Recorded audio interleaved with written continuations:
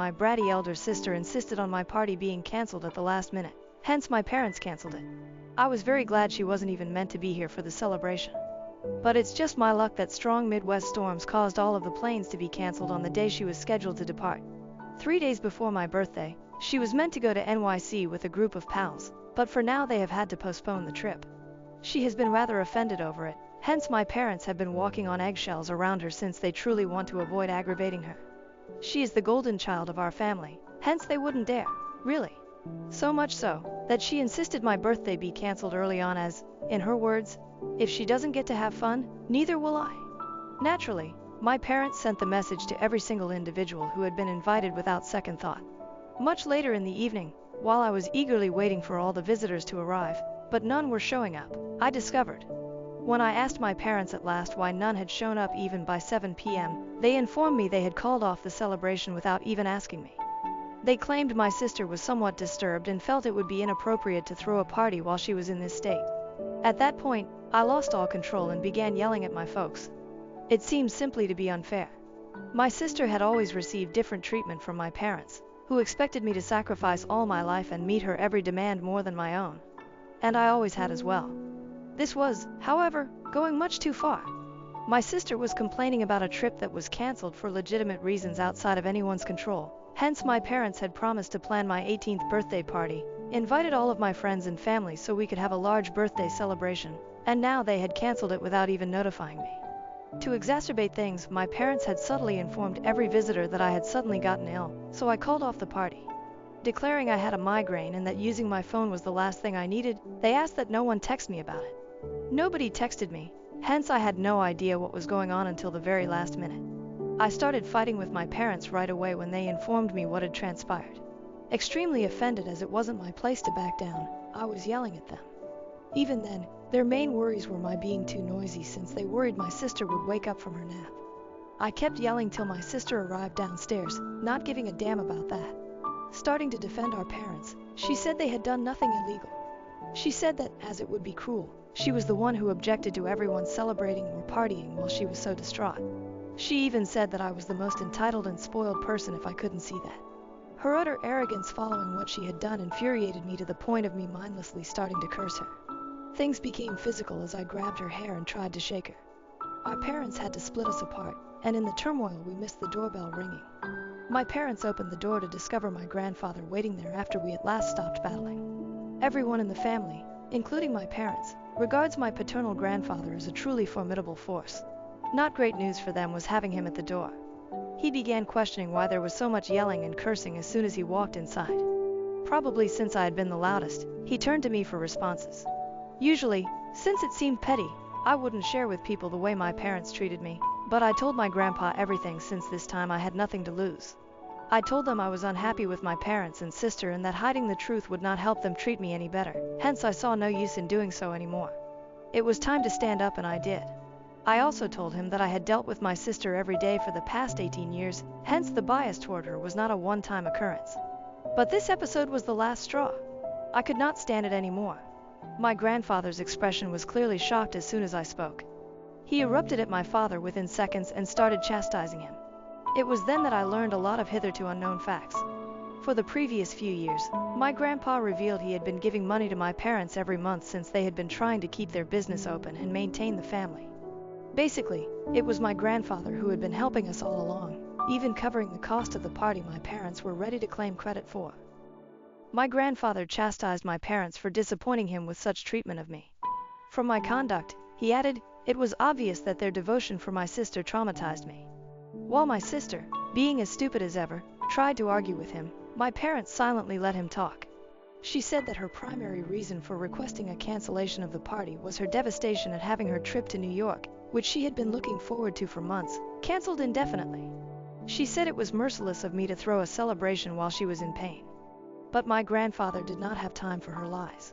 She was the perfect example of entitlement, he reminded her, canceling my 18th birthday celebration only to suit her emotions. He told her the world did not revolve around her, and I believe it must have news value for her. My sister's argument with my grandfather infuriated him even more, and finally he informed my parents he would no longer be helping them. They were on their own now. Then he advised me to get ready and accompany him should I wish to move away, as obviously my parents only gave my sister top priority. The only thing my parents were offended about, even when my grandfather said this, was losing his financial backing. I was about to accept his offer, but they didn't seem to care that he volunteered to let me live with him. This merely confirmed what my grandfather said. They gave no damn about me. I thus wasted not a moment. While my parents tried to haggle and fight with my grandpa to keep his support, I walked upstairs. I hurriedly packed my belongings, then headed downstairs with my grandfather, who barely turned around one final time. He apologized to me for everything I had gone through as we were driving to his house. He remarked he ought to have done this long ago. Though I'm not sure exactly what that implies, I'm just rather happy to be living with him right now. My parents are the only ones dissatisfied with this arrangement, clearly. They have been assiduously attempting to reach me. Although I have not blocked them yet, I have not been answering their calls or messages either. Still, I have been reading their books. My parents continue to text me, apologize, and claim they lacked thoughtfulness. Since my sister was more delicate, and her emotions were more fragile, they acknowledge they always put her first. They now regret it as they never understood they were ignoring me in doing this. They worked very hard to give the impression that they were ignoring me simply because they felt I was strong enough to manage it. To be honest though, my sister is practically 5 years older than I am. And if anything, she ought to have been the one capable of sharing with our parents. I bought no single word from what my parents said. I understood they were just acting this way since Grandpa wanted me to return and enable him to keep supporting them.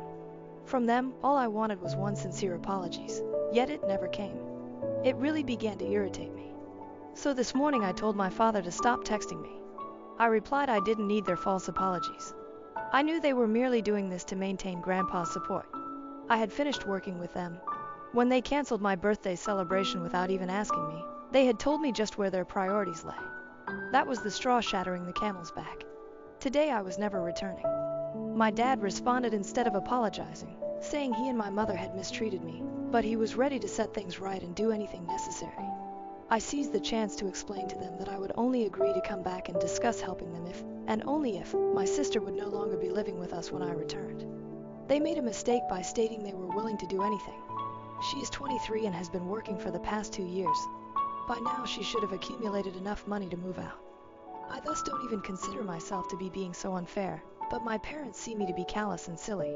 Now AITA for informing my parents that should my sister move out, I will only be back in with them. You know, that kind of thing. My parents had always given her first attention. These little items added up even if they were trivial. Sadly, I never considered it sufficient enough to discuss with my relatives. Even if I had, I doubt it would have been justification for anybody wishing to have me taken away or offered to move out from. I simply remained quiet about it since else it would have infuriated my parents even more. Regarding my grandfather, I mentioned he is a force to be reckoned with since practically every member of the family loves and respects him. He had won numerous challenging cases and was among the greatest attorneys back in his day. Not to mention quite rich, he leads a very disciplined life and is quite morally pure. Clearly then, everyone in the family looks up to him.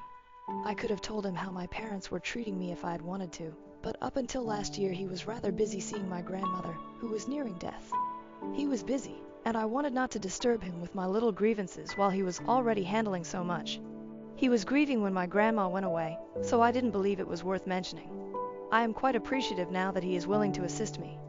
Our connection has always been good, hence it is not shocking that he has volunteered to let me live with him until I start college. He has even informed me he will cover all of my college costs until I'm working. First update. Hello, hence I have decided to keep to the condition I proposed for my parents. Obviously, even if they kick my sister out, I have no intention of returning to live with them.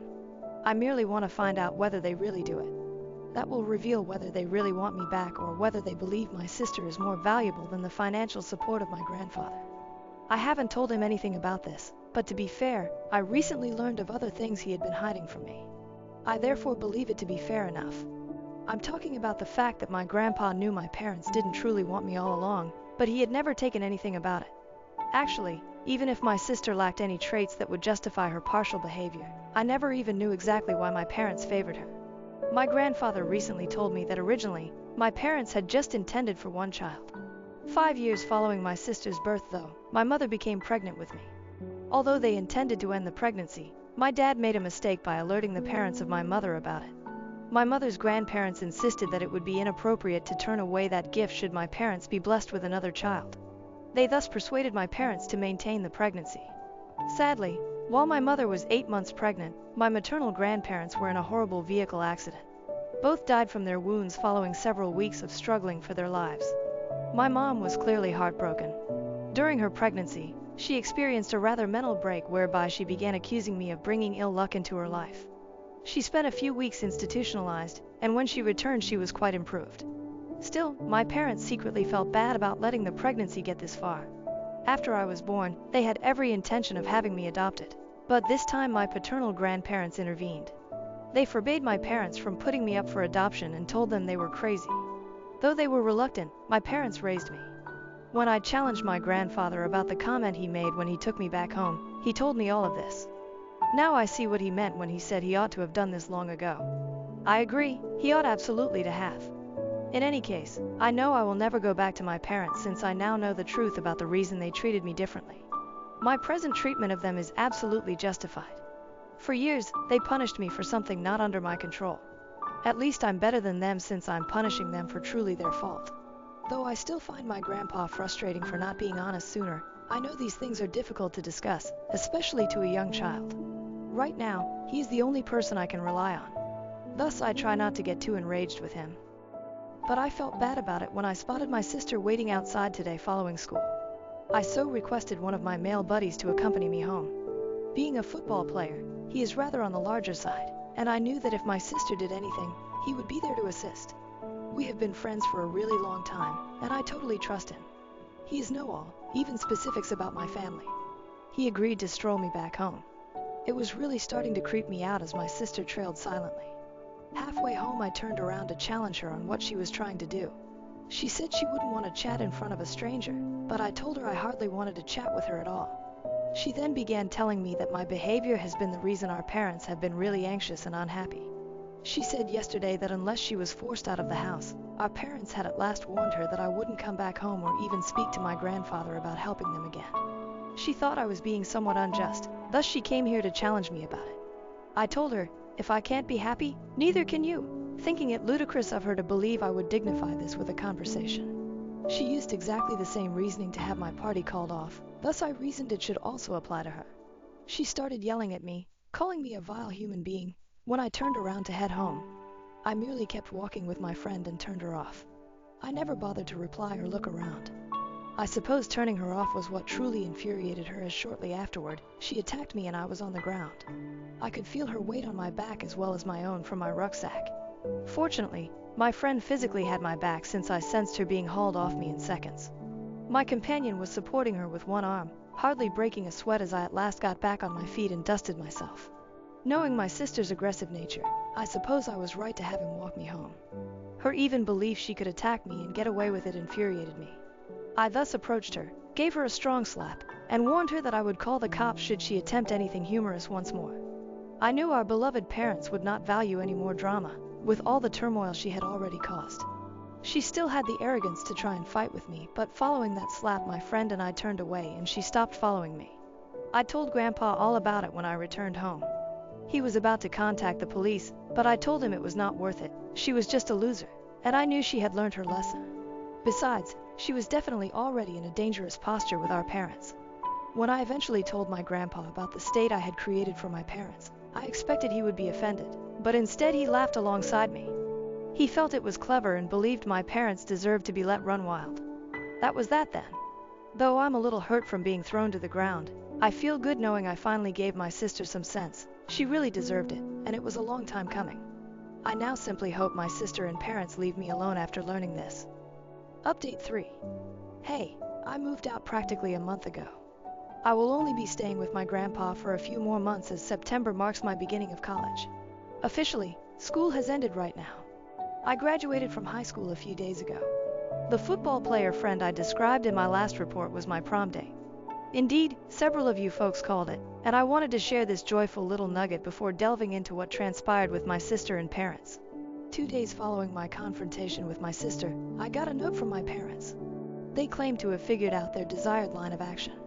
As I had always been envious and spiteful, they chose to let my sister stay with them since, in their eyes, I was obviously not the kind of person they wanted around her.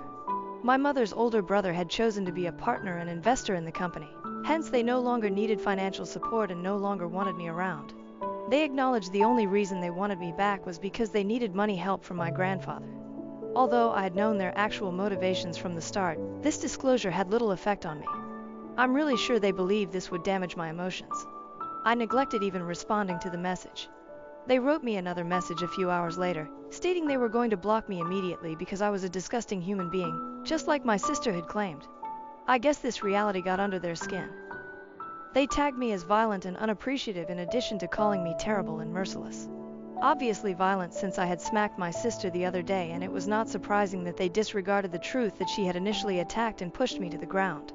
Better still, my sister must not have told them, hence they most likely did not know. They also branded me unappreciative since, despite all they had done for me, I still had the audacity to act as though they were negligent parents. They discussed how they had raised me, spent money on food, sent me to school, and clothed me. When parents bring up things like that while in a difficult situation, I truly find it perplexing. It doesn't make them unique. I consider it to be rather the minimum they could do for their children. But I suppose my parents believe the basic minimum is more than enough, hence I should treat them like my saviors for doing it. In any case, I wanted to reply but opted against it since it would waste time. I therefore blocked them first, and I was done before they could block me. My grandpa and I are living really nicely, and thus far most of the colleges I applied to have welcomed me. As promised, my grandpa will pay all of my costs. I am still waiting to hear from some of the better ones. We are still getting used to living together, and I do find myself feeling enraged at him sometimes for not removing me from my parents earlier. I am aware, though, that he had personal limitations and regrets not being able to support me when most needed. These days, we are working on it together. I never have to cope with my parents on my own evermore. Hopefully, they won't contact me either going forward. Update 4. Hi. I last updated 1 full year ago. I much appreciate the wonderful remarks and helpful DMs. Right now I am doing fantastic. My entire family, from what I know, has cut off my sister and dad. Although my mom's side of the family is still in contact with them, nobody from my dad's side speaks to them anymore because of my grandpa. Since I never discussed it, most people had no idea how I was being handled. However, as my grandfather began to tell others he was not in contact with my parents, they discovered the reason we experienced that fallout, and my parents were ultimately shunned. It's karma, I suppose. I don't think anyone else could have caused this state of affairs except themselves. Although I don't know what my sister has been up to. I heard from a few people that she moved out and is now living alone last week. To be honest, that news motivated me to update all of you here. I am still going strong, as is my boyfriend. We get together on the weekends since I head home every weekend. My college is really near. I truly feel like a brand new person even though I have made many acquaintances here. Now closer than ever, my grandfather and I have also worked on our relationship. I doubt anything can ever change. He is my favorite person on earth. Though in the past he has made blunders, nevertheless, nobody else has. We have moved on from everything and I have forgiven him. Indeed, right now I am really content. I appreciate you folks. Brother's mysterious ICU battle. From locked-in syndrome to a miraculous recovery, our long journey of hope. A week ago my brother was in his 30s and healthy. Today he's in the ICU with locked-in syndrome. December 15th, 2023. The stroke doctor is concerned it may be locked-in syndrome. Anyway, the original neurologist and attending physician basically made us believe there was no hope he was in there at all anymore. Yesterday the stroke team came in and assessed him, and that's where the new diagnosis theory came from. I don't know if I believe it or not. Is it good if he's still in there? Or is it cruel to even want that? We don't know if he'll ever get better. Very few people recover from LAS. He has an ongoing infection and inflammation in the brainstem. We don't want him to live in storage in a care home for 30 years, vented, unable to move or communicate, just existing instead of living. But how do you pull life support from someone who may be conscious, and can you even do so, legally? Or he may get a blood clot from being bedbound, or pneumonia, or the COVID the family just tested positive for. He had no health problems at all a week ago. The last few years have been the happiest of his life. It just doesn't feel real. Relevant comments. Comment 1. Hey OP. I have worked with many locked-in patients. It's a fate I would never wish on anyone. Diagnosis is hard because it's effectively a diagnosis of exclusion. If it's true, textbook locked in, the clearest supporting presentation is if the patient can constantly move their eyes up and down, not side to side, to command. The difficulty lies in that real people aren't textbooks. Plus, there are so many confounding factors that it can make it hard to say with certainty if a patient is truly locked in.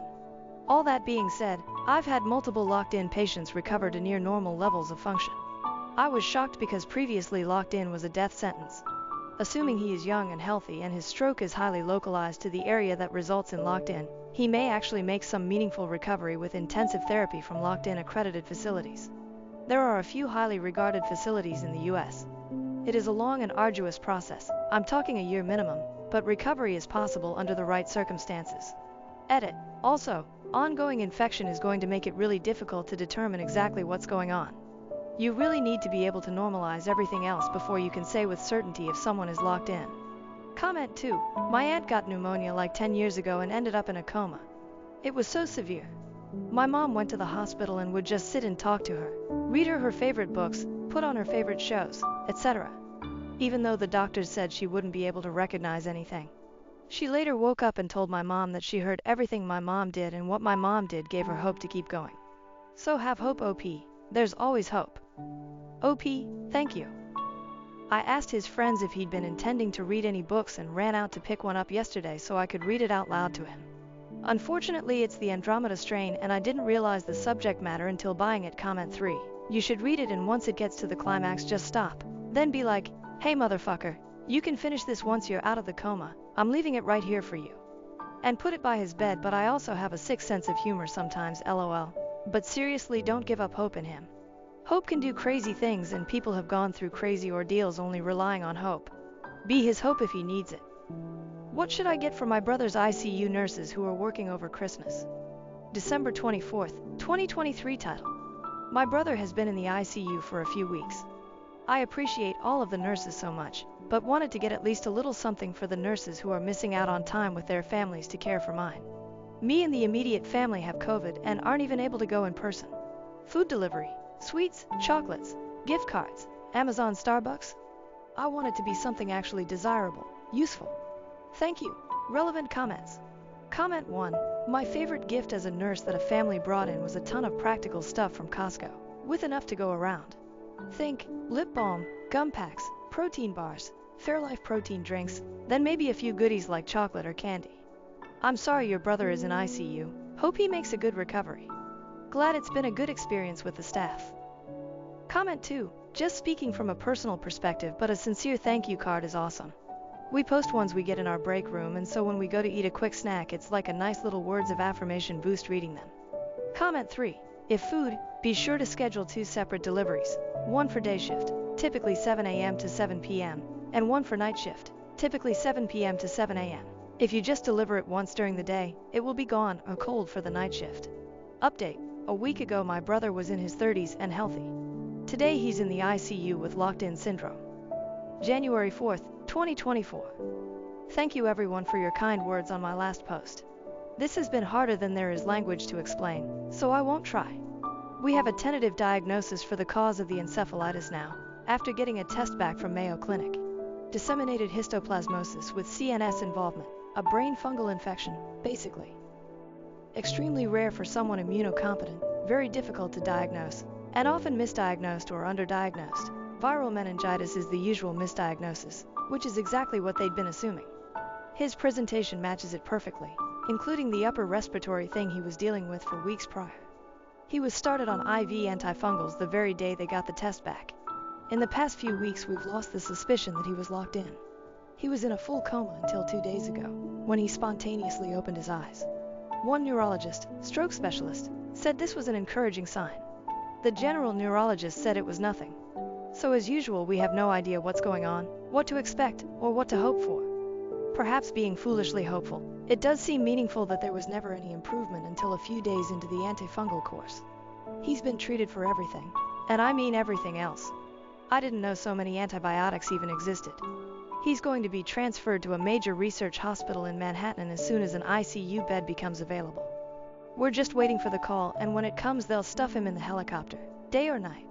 Because he's had strokes, it's possible that nothing can ever be done and there will be no improvement from here, but I'll wait for the big brains in NYC to tell us that. Also, he was Joel from The Last of Us for Halloween. Method acting asshole. I have the watch he made for it, and if he ever recovers enough for me to do so, I'm gonna throw it at his head. Relevant comments. Comment 1. I had disseminated histoplasmosis, which took 5 months and multiple hospitalizations until my organ began failing. I transferred to another hospital's ICU and was intubated for 10 days till they found what seemed to be yeast in my system, which indicated something fungal related. They hit me with anamorphic B and my fever came down, and ultimately they pulled me out of the ventilator. I don't know if there's much I can say to comfort you, but I know there's zero community here of those who have faced disseminated histoplasmosis. So if you have any questions, thoughts, etc., DM me, I am here for you. Comment 2. As a sibling who watched my sister battle an ultra-rare, no chance this could be it, blood disease from an ICU bed, I'm holding y'all in my heart. Thank you for taking the time to update a bunch of strangers on the internet.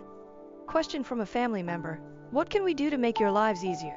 And what do you wish families wouldn't do? February 8, 2024. I saw a discussion here recently about how going to the nurse's station is frustrating and needy. I had no idea this was the case and had considered it less obnoxious than hitting the call button. Using a button or bell to summon someone always gives me the ick and felt inappropriate for non-emergencies. So in a vein similar to that, what should we the family do to make your life easier? What do you wish more families would do? And similar to the above, what do you wish families would stop doing? Relevant comments. Comment 1. Don't ask for stuff for yourselves. I'm here to help your family member, not get you a blanket, coffee, water, a new pillow, a different chair, etc. Also feel free to help your family member adjust their blanket, change the channel, adjust the heat AC, charge their phone, etc. You don't have to call me for that.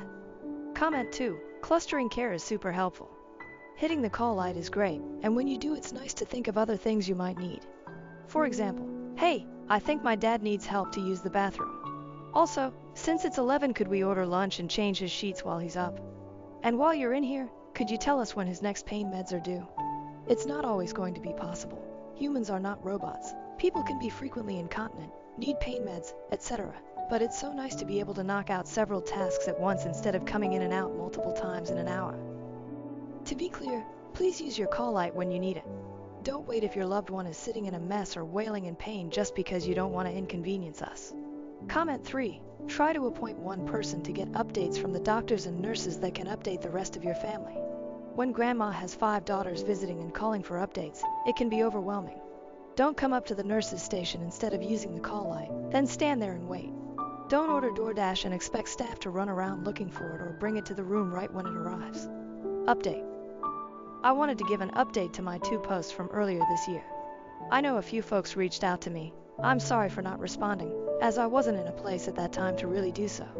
But your kindness, and the fact that total strangers on the internet genuinely cared, was a balm for me when I really needed it. The final diagnosis is an extremely rare autoimmune disorder called acute disseminated encephalomyelitis. The trigger isn't clear, but it can really be caused by almost anything. He had an upper respiratory infection prior to all this, which is a common trigger. He slowly emerged from his coma over the course of a month or 2, passing through different levels of consciousness and awareness, slowly, and was in fact locked in the early stages. He could only move his eyes to communicate. He received plasmapheresis treatments and started regaining mobility after that.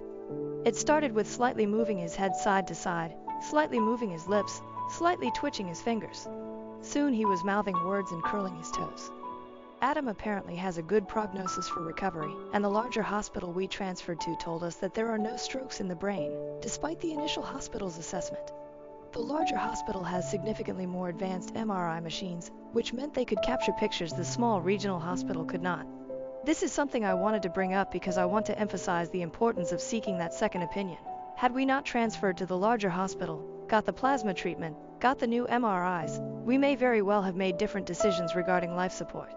I have no doubt other families in our position through the years have been forced to do just that. Do not give up until you have a diagnosis. As for how things are going now, he's been slowly regaining his mobility, and the neurologist told us we have no reason to believe he won't walk again. Cognitively, he is 100%. He doesn't remember the first 6 weeks or so after waking up from the coma, but does remember everything before getting sick perfectly. He weaned off the ventilator in March. He transferred to an inpatient rehab facility and was there for several more months. He's now home and doing outpatient rehabilitation. He can move every body part, though he has muscle wasting and will need to continue intense physical therapy to get out of the wheelchair.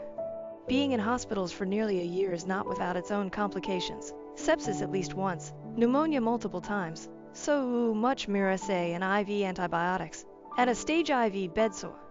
But, considering where this started, it still feels like a miracle.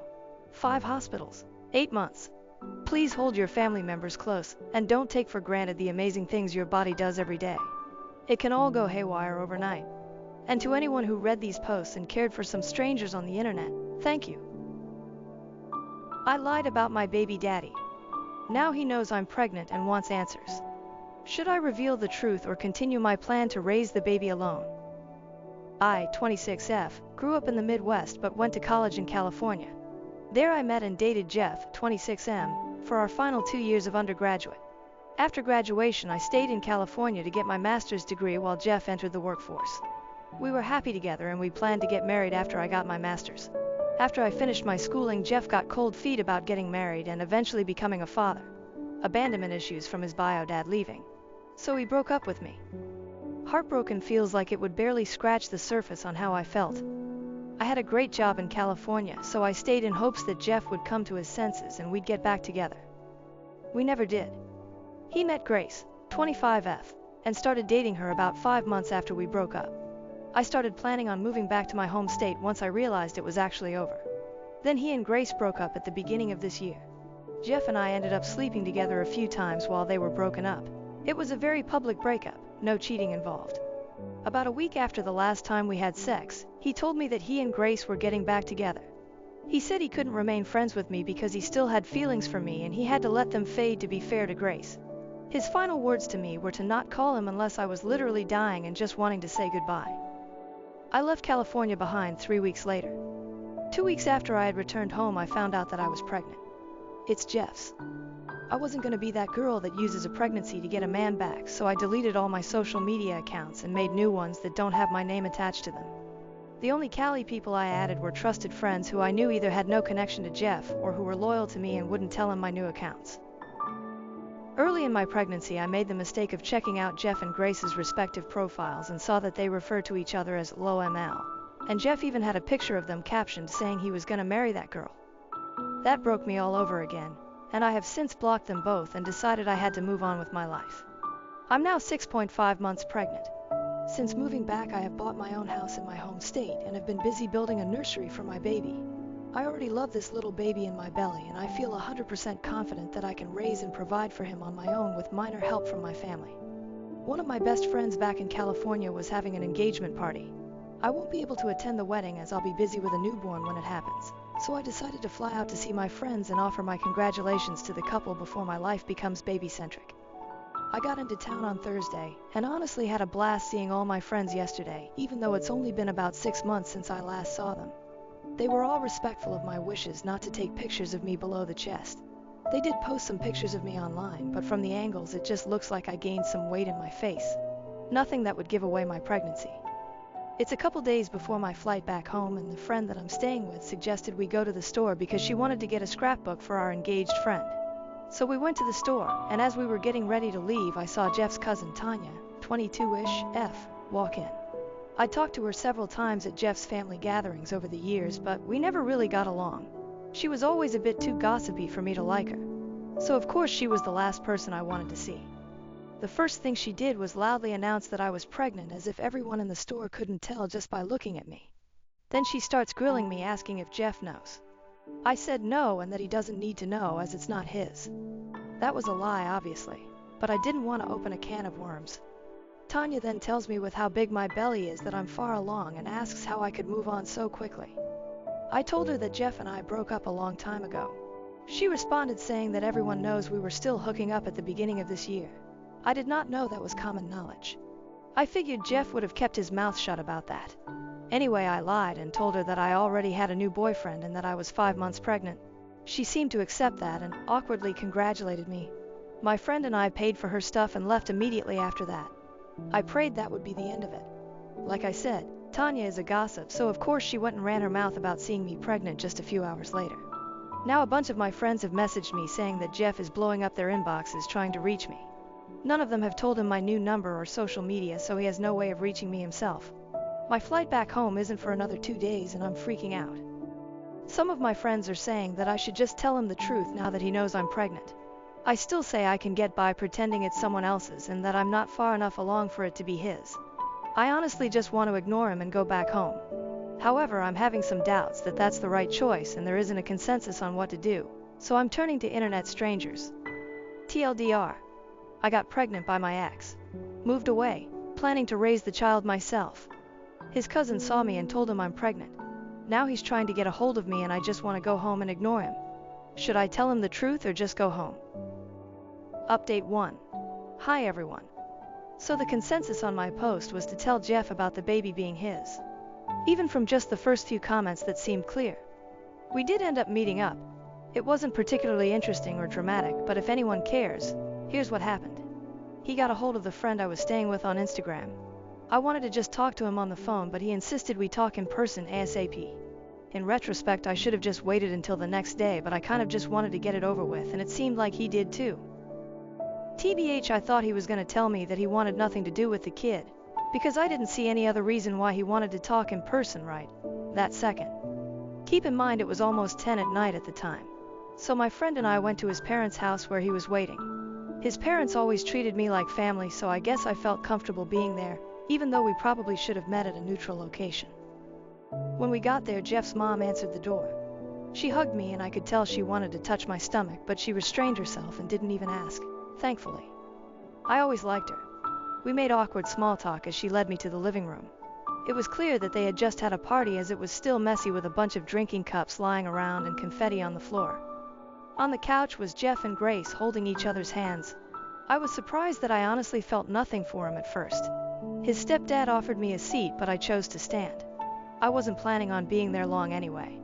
Jeff started off saying that I might be able to fool Tanya, but he knows there's no way I would have ever met a new guy and gotten pregnant that fast. So he asked why I didn't tell him. I told him the truth, that the last time we spoke he told me not to contact him unless I was literally dying. And I'm not dying. He told me that he was trying to be respectful to Grace and that obviously this would have been an exception. Grace chimed in to tell me that I ruined her proposal. I found out later, third-hand info, but knowing Tanya, I believe it, that the party at his parents' house was for him to propose to Grace in front of all their friends and families. Tanya waited until after the proposal, and when people were giving speeches, she told Jeff she was so glad he got away from me and wasn't going to be stuck raising my baby. Then all hell broke loose at the party, apparently. I had no idea that happened at the time, or I honestly would not have went to see him at all. But hearing that he proposed was when it hurt. He broke up with me because he was scared of marriage and kids, but he dated her not even half as long as we did, and she got a ring. I put on a brave face, or at least I think I did, and acted like it didn't bother me, but it absolutely did. His mom told Grace that it's not my fault and now wasn't the time for that. Then Jeff told me that, obviously I can't move now. I told him that I already did, and I was only in California for the weekend. He countered saying that I have to move back. I told him no, I'm not doing that. He said, well, I can't just leave. At that point I got frustrated and told him that I left months ago. My job is in my home state. I bought a house. All my doctor's appointments have been there. I established residency there a long time ago. California isn't my home anymore and hasn't been for half a year now. So then he got frustrated and got up to approach me, asking if he's just supposed to send a paycheck once a month and saying this wasn't how it was supposed to happen. I don't really know what he meant by that second part, because he just found out I was pregnant a few hours before. But I assumed he was taking about his life plans. I forced myself to calm down and try to be empathetic. I told him that if he was worried about this screwing up his plans for the future, that he had nothing to worry about. I don't want or need anything from him. I've planned everything out, from finances to childcare when I return to work to even setting up my baby's college fund. It's all taken care of already. He didn't really say anything. I didn't know if he was thinking or just relieved that I had it all handled. I told him he can still get married to Grace and have his own family someday. I promised I wouldn't bother or blame him for anything. My baby will be loved and cared for. Jeff got teary-eyed and told me that I know how he feels about this. He was referring to when he broke up with me and said that he didn't want to be a dad because he didn't think he'd be a good one. He also has abandonment issues from his bio dad walking out on him, his siblings, and his mom when he was 6. I told Jeff that he's not him. His bio dad. that he's better than him and always will be. His mom started crying at this point, I guess from seeing how his dad's abandonment still affects him to this day. I promised Jeff that I wouldn't let my baby think that Jeff was a deadbeat. I'd be honest that we just weren't meant to be together, and we live thousands of miles apart. He told me that he can't just not be in his kid's life and that I don't understand what it could do to them. He asked if we could please just figure something out together. I asked him what he realistically expected would be a solution. Because I'm not moving back to California, and I highly doubt he and Grace wanted to pack their bags and move that far away from their own families and friends. I said, I'm not going to be sending my kid on a plane every few months either because that's too much. Jeff didn't say anything to that, so I told him maybe that could be an option when he's older and has more independence, but right now it's not happening. Jeff's eyes lit up and he asked, "It's a boy?" I'd been careful not to reveal the gender up until then, but I messed up there. I nodded and he nervously asked if he could feel the baby. Before I could even respond, Grace let out this loud wail and stormed off to the kitchen. Jeff apologized to me and then went to go comfort her. His mom excused herself as well as she was still crying. So she left and her husband followed her. That left me and my friend awkwardly standing alone in the living room. All we hear is his mom sniffling in the hallway and Grace sobbing while talking to Jeff in the kitchen. It was so incredibly uncomfortable. And I know many will hate me for this, but I just felt overwhelmed by the whole thing. Maybe it makes me pathetic, but having to stand in the room where a party was just held to celebrate Jeff proposing to another woman hurt so damn bad. So I left. I told my friend, let's get the hell out of here, and we quietly walked out. We ended up staying in a hotel and I was able to get an earlier flight home on Sunday. Now I'm back home and putting my focus back on the nursery. I told my friends that I had talked to Jeff and I apologized if he still tried to reach me through them. I advised them to block him if it's too much. I know this isn't the end of things. I'm planning on reaching out to him again eventually. Even if he broke my heart, I still care about him, and I won't deny him a relationship with his kid if that's what he really wants. I have no idea how it's gonna work and I'm only allowed to update once, so I apologize that I won't be able to tell anyone who cares how it all turns out. Thank you for the advice on my last post. Even though everyone was downvoting me and the post itself, it was nice to get opinions without bias. Update 2.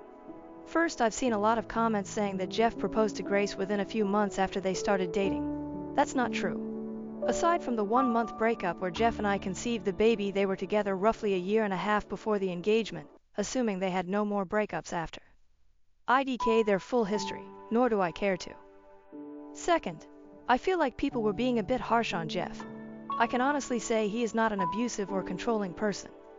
The man never so much as raised his voice at me in the 4 years we dated. He was a bit overbearing by demanding that I had to stay in California because that's where he is, but he just found out about the baby and was panicking that I'd disappear and he wouldn't be able to contact me. Which, to be fair, that's exactly what I did, so I get it. I had a million thoughts, some wildly ridiculous when I think about it now, running through my own head when I found out too. Third, he wasn't juggling Grace and I at the same time like people think. She broke up with him. They both thought for good at the time. He and I started having sex again, but it wasn't like we were in a sequel of the lovey-dovey honeymoon phase. It was a weird and confusing time. We weren't talking about getting back together. I already had a start date for my new job back home and my move was scheduled. He didn't know any of that. I was still in love with him, of course, and I hoped he'd tell me he wanted to get back together and I would have stayed. But he didn't. Finding out he was getting back with Grace hurt, but I can't say I felt used for sex. I don't think either of us knew what the hell we were doing by sleeping together again in the first place. Jeff is a simple man overall. I promise he's not some supervillain taking advantage of women and playing with their emotions. I'm not making excuses for him.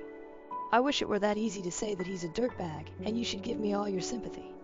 In reality, I know who Jeff is as a person. Anyone who read my posts knows him as just a collection of bad and/or questionable choices he made.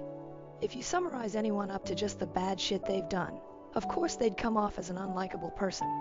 Jeff's not evil or manipulative. He's just got some stuff he probably should have worked through years ago, and admittedly, I never thought his issues were that prevalent until we broke up. Plus, I'm positive that Grace knew we slept together while they were broken up.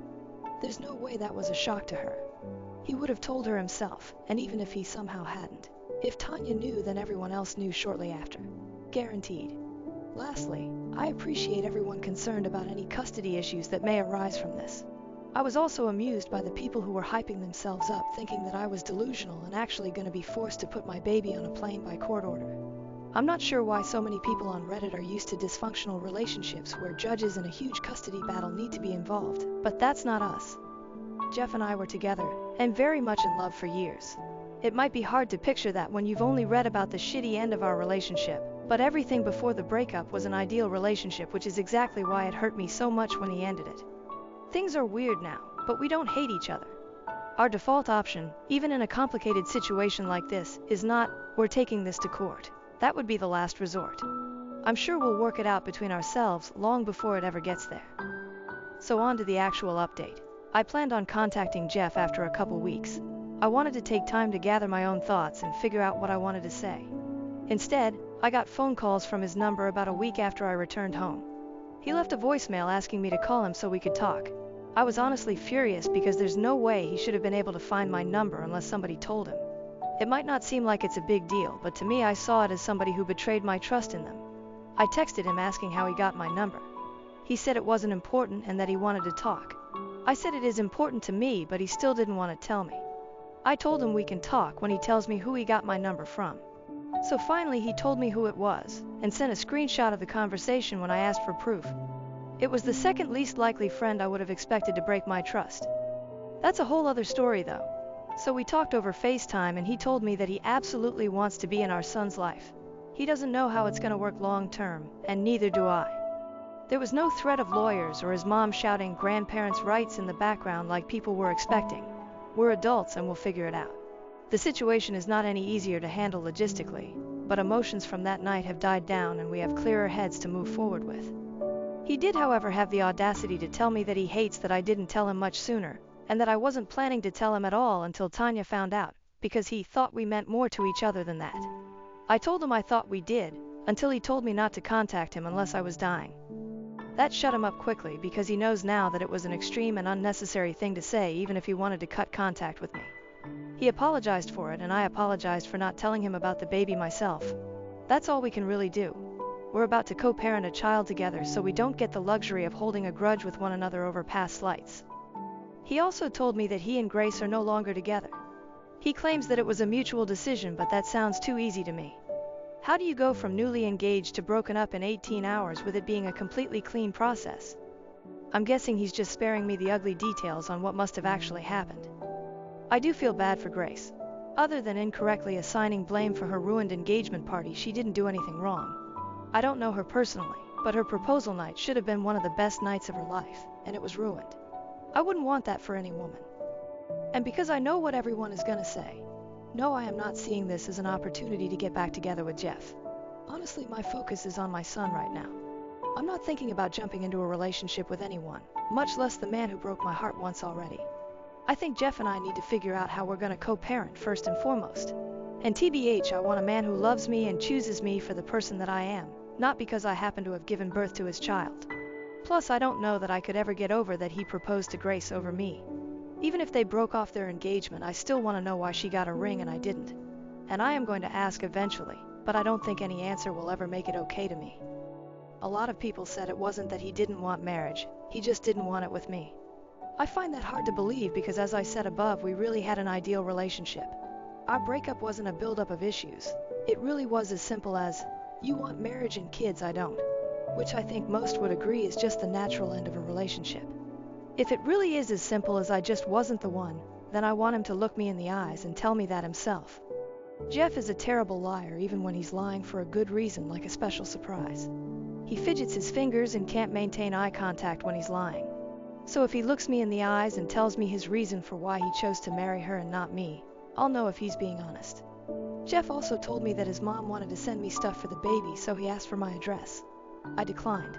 I'm positive that there are no nefarious reasons and she's just excited and wants to help. This will be her first grandchild. However, I still felt a little uncomfortable giving them my home address. He's been texting me every day and calls me every night to say goodnight. Sometimes he wants to talk to the baby. It's a bit confusing for me because he broke up with me because he didn't want a kid. But now he wants to be involved to the point where he's going out of his way to contact me and ask if I need anything. It's strange, and I don't really understand how his brain works, but like I said in my last post, I won't deny him a relationship with his kid if he wants one. Jeff wants to visit me in person to talk properly, but I told him I'm not sure if that's necessary right now. He asked to come last weekend and I said no. Then he asked again about possibly coming this weekend, but I told him I can't, because I'm having my baby shower on Saturday. He wants to come. I'm not sure if that's a great idea. I'm not worried that he would say or do anything bad, and we're getting along over text VC. I can tell that he just wants to be involved, but part of me feels like it's sort of IDK, playing house almost?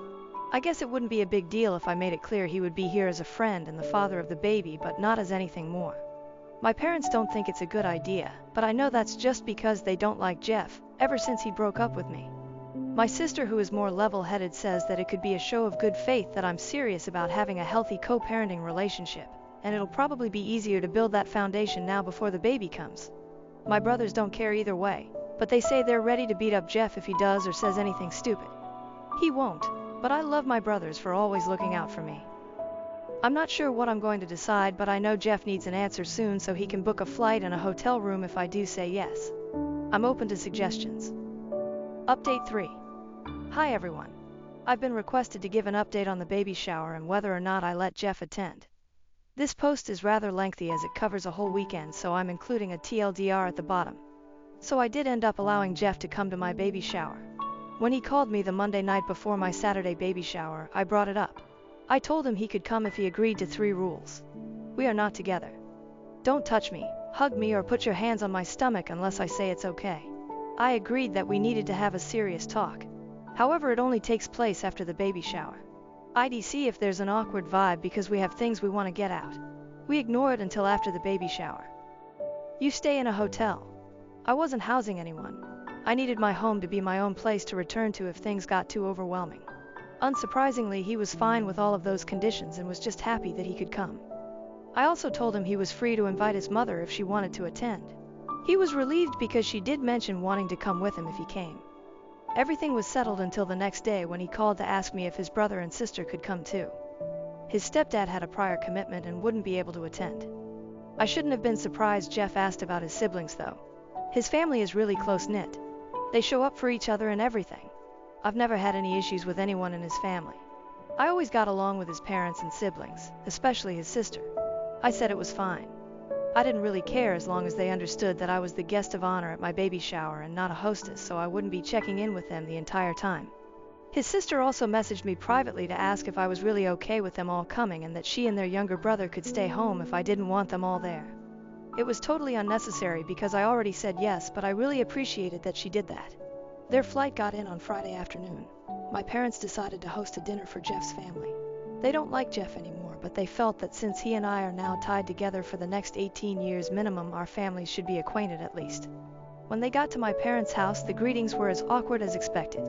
Jeff leaned down to my stomach and said hi to the baby. The baby kicked, and when I told Jeff, he got excited, so I offered to let him feel. I figured he should be able to have that moment. His mom was ecstatic that the baby was kicking, saying that he already knows his daddy's voice. She was so happy that I didn't have the heart to tell her that the baby had already been kicking for the past half hour before they got there. Dinner was fine. It was mostly talking about the baby shower. But we did also go around the table and everyone suggested names. I have to admit I'm a bit bummed about the naming. I was happy that I had sole decision power when it was just me, but now I have to get Jeff's approval too, which sucks. Some of the names he suggested were awful TBH. The day of the baby shower was long, but it went perfectly. Luckily, Tanya was over 2,000 miles away, so she couldn't ruin the event. It was relatively big as my family has always done co-ed baby showers. We even had some games specifically for the men in attendance. I felt a little bit bad about Jeff just being a guest, so we tried to include him last minute by letting him give the guys the rules for the bottle chugging game. It was tea, not beer, of course. And we added a last-minute best dad joke competition that he got to decide the winner on. We also took some pictures together. As I said in my last post, I didn't want to play house with him, but honestly I was having such a great time that I didn't even mind that both sides of the family suggested pictures. More importantly, he asked for my consent before putting his arm around me and touching my stomach for the pictures, which was such a relief that he was respecting the boundaries I gave him before he came. After the baby shower ended, I invited Jeff's family to my house. I mentioned not wanting to give my address to him in my last post. Some people misunderstood that as me trying to stay hidden forever. Obviously, he was going to know my address once the baby came. I think what those people failed to realize is that it was all happening so fast. Jeff got my number one day, and the next day he was asking for my address on his mom's behalf to send baby stuff. It was a lot and far too soon. But since everything was going great, I didn't mind so much inviting them to see my house. His mom cried when she saw the nursery. Then I started crying with her cause I'm a hormonal mess some days. The nursery is basically finished. I had just bought a different shade of blue paint because I didn't like the one I initially chose after looking at it for a couple weeks. I was planning on it being repainted the next week, but Jeff and his brother offered to do it while they were there.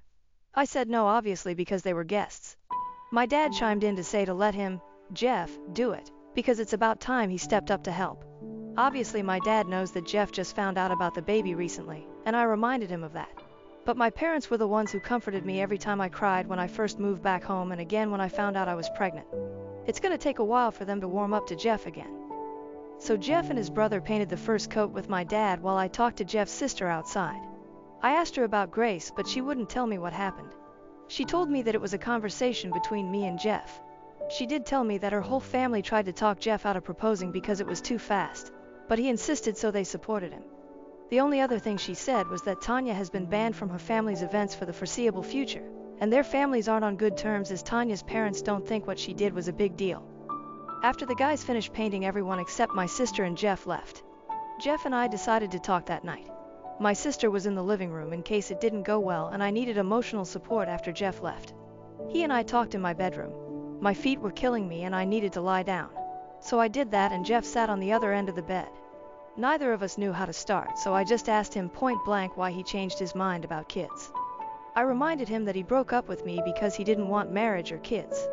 He said that it's true that he didn't want kids and that he's still afraid he'll screw it up somehow, but that the baby already exists, and so he already loves him and wants to be present for him. I then asked about Grace. I wanted to know why he proposed to her and not me. It's not relevant now, but I'm still human and I wanted to know what was different about her. He told me that he was never scared of marriage. He meant it when we discussed plans about marriage after I was done with school. He wanted to be married to me. It was just the kids part that he couldn't do. He says that he just added marriage into his reasoning for our breakup because he felt like it would be easier for me to accept. In his head, I might have been able to overlook the kids thing at least for a few years, but he knew if he said he didn't want marriage either, then I wouldn't stay. IDK. Why he didn't just talk to me about it. Instead, he broke my heart because he thought he was setting me free. As for why he proposed to Grace, she was on the same page as him regarding children. She didn't want them. He said he talked to her about getting a vasectomy, and she was on board with his decision. He admitted that they moved too fast. She was pressuring him to propose to her and she wanted the big party, so the proposal wasn't a surprise event. Everyone knew what it was going to be, including Grace, as she practically planned the thing herself. All of his family tried to talk him out of it and wait a bit longer, but he was afraid that he would lose another woman and didn't want to make the same mistake again. His words, not mine. I asked why they broke up because I didn't believe him that it was a clean, mutual decision. He said it was mutual but a bit messy. Apparently he and Grace talked that next day after everything went down. She told him that I ran away and to just let me go. She said she was willing to reconsider kids if he realized that he changed his mind, but that she didn't want to be a stepmom to my child. She basically gave him an ultimatum. He could choose either her or the baby, but not both. He asked her for the ring back right then and there. Apparently she threw it at him along with a few other heavier objects. He says they're fully done. He tried to do the sweet talk thing, telling me that he's glad it was me and not her that got pregnant. He says I saved him from making a huge mistake in marrying her. He regrets everything and wishes that he could redo the last 2 years and never break up with me. Then he asked if I could ever see us getting back together. I got frustrated at that point and told him that he can't just keep jumping back and forth between us. He tried to defend himself, and while I agree that I don't think he does it with ill intent, it is what he's doing. I told him that he keeps letting his fear make hasty decisions for him and he needs to work on that with a therapist. I'm about to raise a baby. I don't need to be raising a man too. He did agree to go to therapy to work on his issues. Whether he actually does it or not, I don't know. I did make it clear that he needs to go into it understanding that it's for his and our son's benefit, and not just to win me back, because that's not my focus at all right now. That was pretty much it for our talk. At some point he ended up laying down beside me, so we were facing each other. There was no touching. We just talked while laying beside each other. I got sleepy and he left in an Uber back to his hotel. They were supposed to leave on Sunday, but their flight back home was delayed by a day due to the weather in California. So the next morning they all came over and Jeff and his brother finished the second coat of paint on the nursery. It came out perfectly. I'm really glad I went with the second color choice. I made the guys lunch as a thank you for their work, even though they were both happy to do it for their son and nephew. Jeff told me that he's planning on moving to my home state within the next month because he wants to be here for the baby's birth. His job does offer remote work, so he could do it without having to find a new job. As of now, he says it would be temporary, but admitted that he doesn't know if he'll be able to leave once the baby is here. We'll see what happens. They left the next day while I was at work. Jeff stopped by my work to say goodbye in person. My coworkers all melted when they saw him say bye to the baby and promise him that he'd be back soon. They all think I should give him another chance for the baby's sake. Although I suspect that most of them are also easily swayed by the fact that Jeff is 6'3" and conventionally attractive, which they were constantly bringing up at my baby shower and when he came to say bye. Jeff and his family made it back home safe. I haven't heard much else about his plans to move here, but I imagine that will take a while anyway. TLDR. Jeff and his family came to my baby shower. Everything went fine. I got the answers that I wanted about why he proposed to Grace and why he changed his mind about being a dad. He's agreed to get therapy for his issues. We're moving forward with our co-parenting plan, and he's likely going to be moving here, at least temporarily, when the baby is born. Comments. Just as an FYI, you still technically have sole naming power. If you don't want to exercise that right in order to keep the peace, be nice, that's up to you, but you don't have to. Honestly, it sounds like Jeff will go along with any name you like at this point just to keep you happy. I'm glad things are working out for you. Jeff's family sounds amazing. I see what you're saying, but I believe in choosing my battles. If my options are to find a name we're both happy with or risk bottled resentment from Jeff over me making a unilateral decision, because you're right, he would agree to me picking what I want just to keep the peace, I'm going with the first option. There are much more important things to hold my ground on regarding my child's future. I've seen people commenting on the surname too. Where I live, the kid almost always takes the dad's last name with few exceptions. Even my parents are expecting the baby to have Jeff's surname now that he's involved. While I wouldn't give any woman grief for wanting to pass her name on, it's not important to me. I know he's mine and that's all I need. Also, I've got 3 brothers, so the odds are extremely likely that our family name will be passed on through them anyway. I'm so happy for you. You indeed saved Jeff from marrying Grace, who seemed to be overbearing and domineering. I hope you and Jeff will co-parent peacefully. If you decide to give him a second chance, make him grovel. I bet his family are happy that Grace is gone. She sounds like a high-maintenance woman. Planning her own big engagement party after pressuring the guy to propose. Wow. Nobody said it directly, but I was definitely getting vibes that his family didn't like her very much. I don't know her personally, but she sounds a bit immature.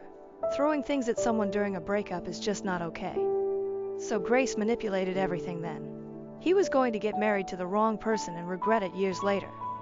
I don't know if she manipulated him, but she definitely pressured him. He said that she told him she didn't want to waste her 20s on him if he wasn't serious about getting married eventually.